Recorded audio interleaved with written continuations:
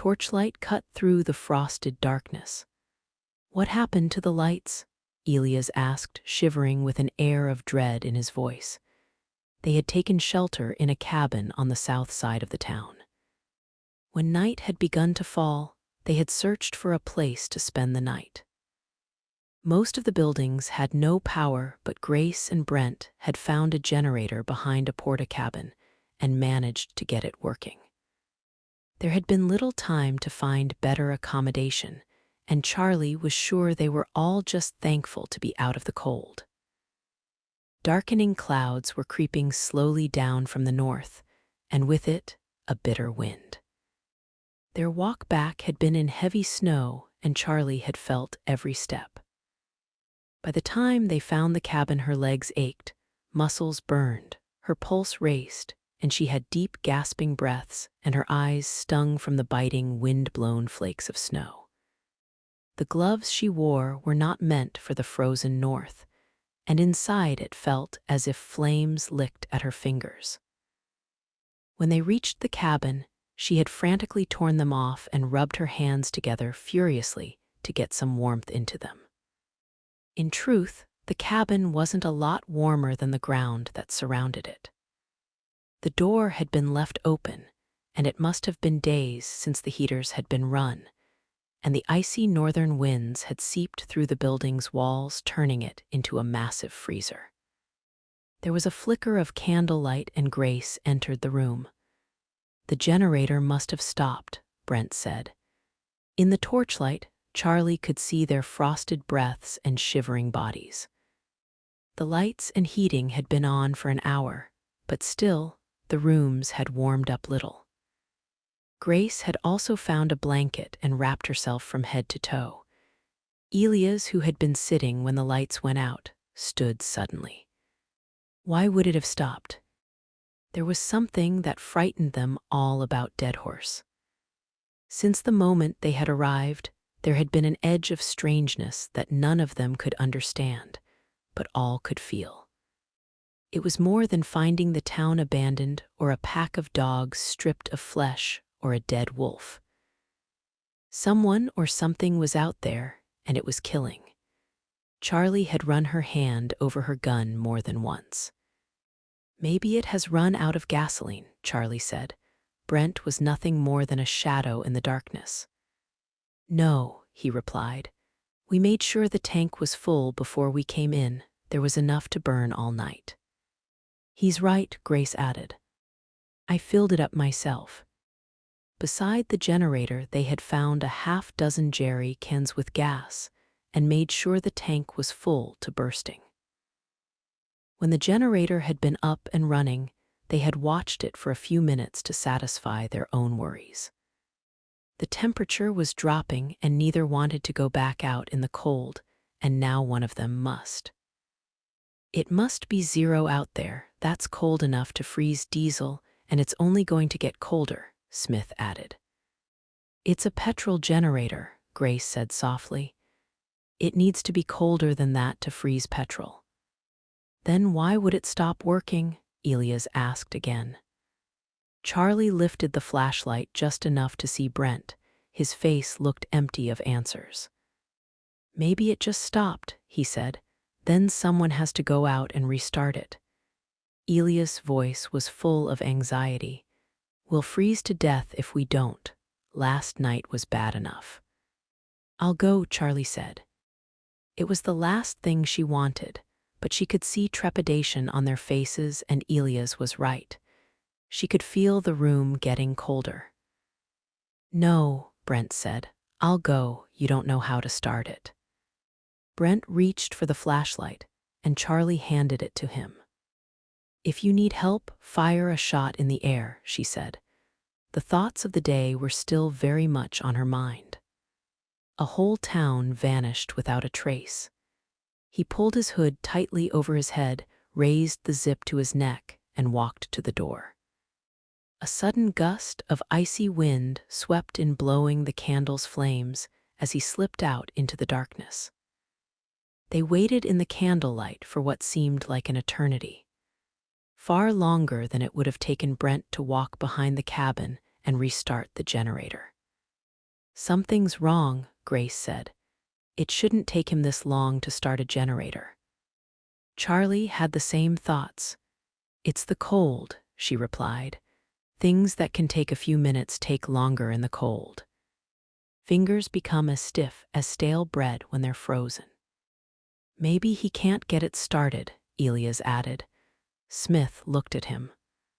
Well, of course, he can't get it started, otherwise we wouldn't still be sitting here in the dark. Elias gave him a disdainful look. No, I mean it's broken and he can't fix it. It's probably just the cold, Grace said.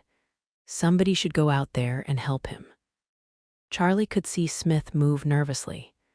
You should go, he said, looking at Grace. Grace tightened the blanket around her. Her lips had become as red as a cherry. Why me? You're a pilot, you know about engines, Smith replied. Grace pulled the blanket up to her neck. A light frost of breath came out of her mouth. I know how to fly planes, it doesn't mean I know how to fix them. You should go, you're a soldier. In the candlelight, Charlie could see Elias shivering. He was a skinny man of around 30 with thick black hair. Even his fingers had wiry hairs on them. I'll go, Charlie said. There was a sense of obligation. Brent was FBI and this was their investigation. From the moment they had stepped onto the plane, Charlie had sensed none of them wanted to head into the frozen north. Smith stepped into the light. I'll go with you, he said. Charlie was surprised. You don't need to do that. Smith began to move towards the door. It'll be safer if you go with someone. Plus, I have the flashlight. As they slid out into the night, Charlie felt the wind cut into her. Snow hit her face and a trickle of water wept out of her eyes. The single flashlight they had taken barely lit up a few feet in front of them. Smith walked a step in front of her. Snow had built up around the walls like grass around the roots of a tree. Look, Charlie yelled, hitting Smith on the back. No footprints. It was hard to talk over the wind. Smith looked at the ground. Snow covered them, that's all. The walk was no more than 100 feet, but with the snow, it felt more like double that. Charlie couldn't see any torchlight. A strong wind blew from the north, but when they turned the corner, it died down. Behind the cabin was a large old Paxman generator on wheels. It must have been 20 years old, and the sides were rusted. When they reached it, Charlie again looked at the ground. No tracks and no Brent, but with the snow falling so heavy it would have been easy for footprints to be covered up. Where is he? Charlie asked. Maybe he got lost, Smith replied. Heavy snow was falling, but it seemed an unlikely theory. Even if Brent's flashlight had died, all he would have to do is feel his way along the building till he reached the door. We need to get the generator working, Smith said. We can look for Brent later. After bleeding the carburetor and priming the engine, it fired into life. Light from the cabin burst through the windows. Charlie shivered. A sinking feeling was growing inside her. The generator had started without a problem, and Brent would have known what to do, which meant he hadn't made it to it. But if he hadn't made it, then what happened to it, and worse, what happened to Brent?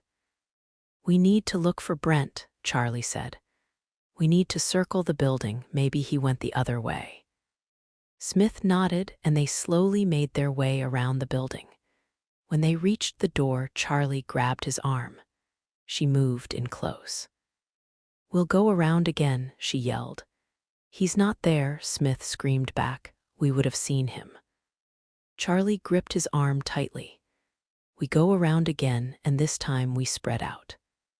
He might have fallen in the snow. Smith gave a look of disapproval, and then reluctantly turned away from the warmth of the door. They spread out an arm's length apart and started through the snow. Charlie swung the torch from side to side onto the ground in front of them.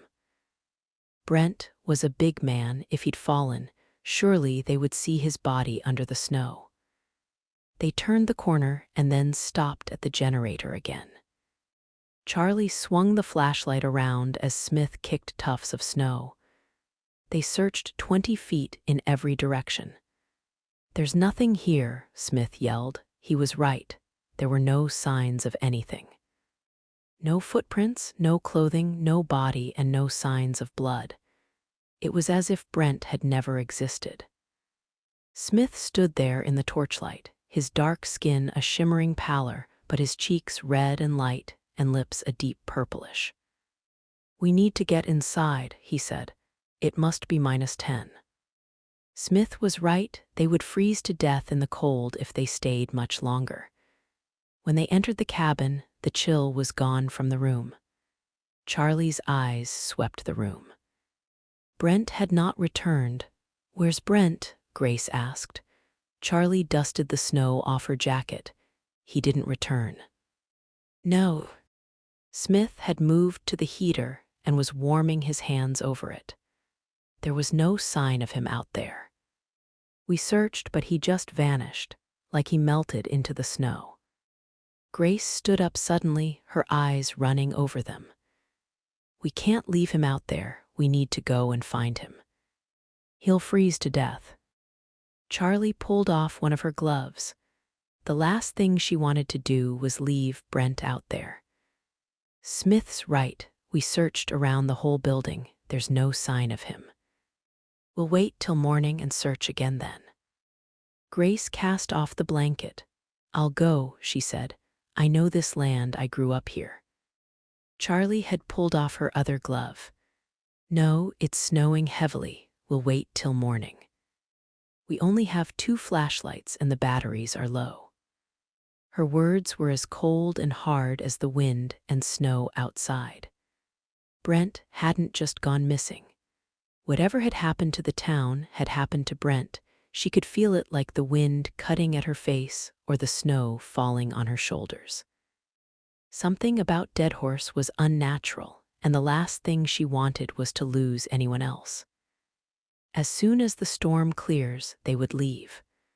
Whatever happened here, the world must know about it. She was certain of that, and it was bigger than one man's life. All eyes were on her. She was now the leader, whether she wanted to be or not. "We lock and barricade the door and we take turns on watch. Keep your gun with you at all times." The command seemed to disturb Ilias. "Guard duty. You think we're in danger." Charlie spoke slowly. "The whole community has disappeared and some of these people have been killed. The blood proves that fact. And now Brent is missing. We're safer if we stay together. And besides, do you really want to go out in that?" Elias gave a slight glance at the door. His face gave his answer. Grace had picked up the blanket again. "What do you think happened to these people?" Charlie had been thinking on that question since she realized what had happened. For a moment, she thought about lying or just shrugging her shoulders, but that might make matters worse. "I think they're all dead." Grace pulled the blanket around her. "If they died, where are the bodies? We didn't find a single body." "Not one." "Maybe they just left," Elias said optimistically. "I know I would if I lived here." It was what puzzled Charlie the most. Without their vehicles. "There's been no planes out," Grace added. "So if they didn't drive and they didn't fly, how did they leave?" Smith had moved away from the heater. "I don't know what happened here, but I know one thing. I know we need to leave this place as soon as possible." His eyes fell on Grace. "How long before the storm passes?" "Last weather report I read, at least 10 days. But storms in Alaska can last for 10 days or 10 weeks. A shiver ran down Charlie's back. "There's nothing we can do tonight. We should all get some sleep. We'll look for Brent first light tomorrow. Smith, Elias, you're on first watch."